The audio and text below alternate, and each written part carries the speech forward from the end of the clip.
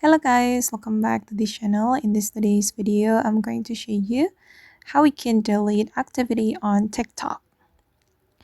Okay, let's get into it guys. First of all, I'm going to open up my TikTok application on my mobile phone, and then to delete activity on TikTok, we need to go to the activity center.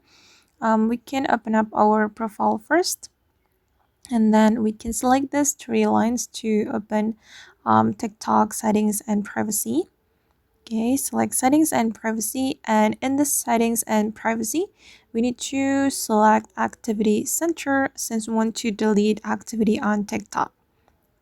Okay, in the activity center, there are watch history, comment history, search history, ads link history, mention history, account history, and also recently deleted. And you can select the activity you want to delete from your TikTok account. And for instance, I'm going to clear all my watch history on TikTok. So I'm gonna go to the watch history. Okay, and these are my watch history, and I'm going to select all watch history. And if you want to delete all watch history, you just need to click on delete after you selected all watch history. Okay, I'm going to click on delete. Okay, and now all my watch history on TikTok have been deleted. And then I'm going to go back, and I'm going to delete my search history as well. Go to the search history, and I'm going to select them all.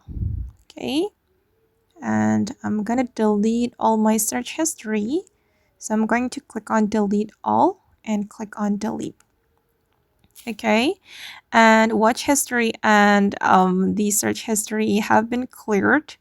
And then I'm going to go to my comment history as well. For comment history, we cannot delete them all at once. We need to select them one by one like this.